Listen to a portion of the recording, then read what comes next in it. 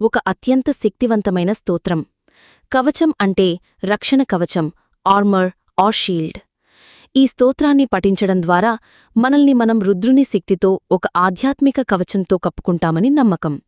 ఇది అన్ని రకాల భయాలు, అనారోగ్యాలు, శత్రువులు, దుష్టశక్తులు మరియు ప్రతికూలతల నుండి రక్షణ కల్పిస్తుంది.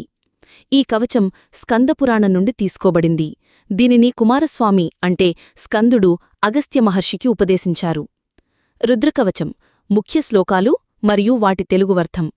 రుద్రకవచం చాలా పెద్దది, అందుకే ఇక్కడ కొన్ని ముఖ్యమైన శ్లోకాలను వాటి అర్థంతో పాటు ఇస్తున్నాను. ఇది మీకు పూర్తి కవచం యొక్క సారాంశాన్ని అందిస్తుంది.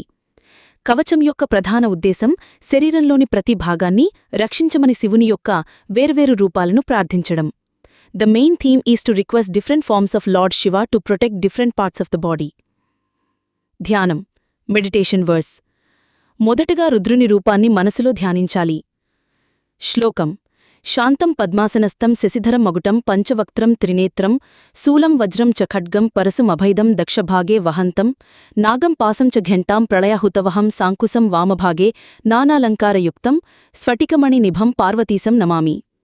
తెలుగులో అర్థం: పద్మాసనంలో ప్రశాంతంగా కూర్చున్నవాడు, చంద్రుణ్ణి కిరీటంగా ధరించినవాడు, 5 ముఖాలు 3 కన్నులు కలవాడు, తన కుడివైపుల శూలం, వజ్రం, ఖడ్గం, గొడ్డలి మరియు అభయముద్రను ధరించినవాడు, ఎడమవైపున పాము, పాసం, ఘంట, ప్రళయాగ్ని మరియు అంకుశాన్ని ధరించినవాడు, అనేక అలంకారాలతో ప్రకాశిస్తున్నవాడు, స్ఫటికమణిలా స్వచ్ఛమైనవాడు, పార్వతీదేవికి భర్తాయిలా ఆ పరమేశ్వరునికి నేను నమస్కరిస్తున్నాను. శరీరభాగాల రక్షణ, ప్రొటెక్షన్ ఆఫ్ బాడీ పార్ట్స్.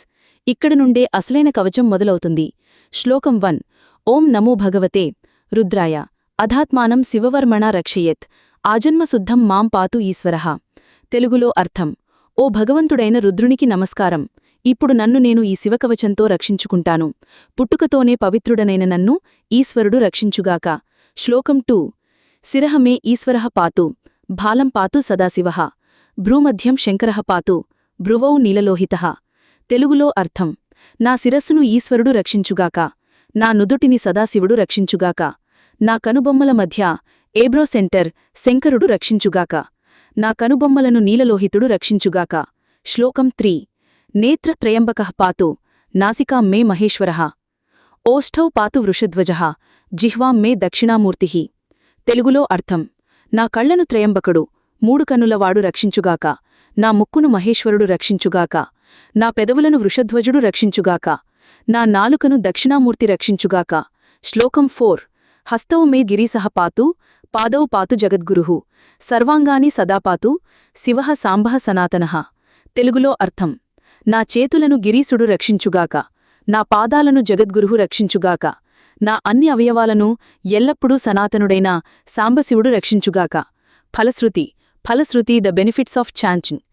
ఈ శ్లోకాన్ని పఠించడం వల్ల కలిగే ప్రయోజనాలను ఫలశ్రుతి వివరిస్తుంది. సర్వభయ నివారణ, ప్రొటెక్షన్ ఫ్రమ్ ఆల్ ఫియర్స్. ఇది అన్ని రకాల భయాలు, ముఖ్యంగా మృత్యుభయాన్ని తొలగిస్తుంది. వ్యాధి నివారణ, రిలీఫ్ ఫ్రమ్ డిసీజెస్. దీర్ఘకాలిక మరియు తీవ్రమైన వ్యాధుల నుండి ఉపశమనం కలిగిస్తుంది.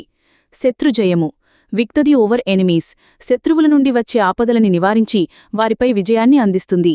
దుష్టశక్తి నాశనము, డిస్ట్రక్షన్ ఆఫ్ నెగటివ్ ఎనర్జీస్. భూత, ప్రేత, పిశాచాలు వంటి దుష్టశక్తుల నుండి రక్షణ కల్పిస్తుంది.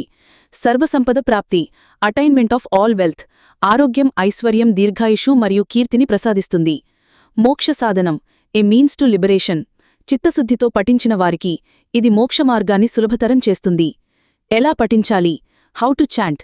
సాధారణంగా ఉదయాన్నే స్నానం చేసిన తర్వాత శుభ్రమైన వస్త్రాలు ధరించి పఠించాలి. శివుని విగ్రహం లేదా పటం ముందు కూర్చుని దీపం వెలిగించి పఠించడం శ్రేయస్కరం. పూర్తి భక్తి శ్రద్ధలతో శ్లోకాల అర్థాన్ని మననం చేసుకుంటూ పఠిస్తే ఫలితం ఎక్కువగా ఉంటుంది. ప్రతి సోమవారం లేదా ప్రదోషకాలంలో పఠించడం మరింత విశేషమైనది.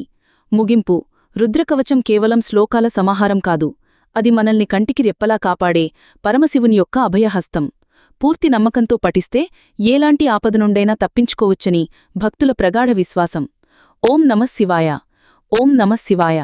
ఓం నమః శివాయ. ఓం నమః శివాయ. ఓం నమః శివాయ. ఓం నమః శివాయ. ఓం నమః శివాయ.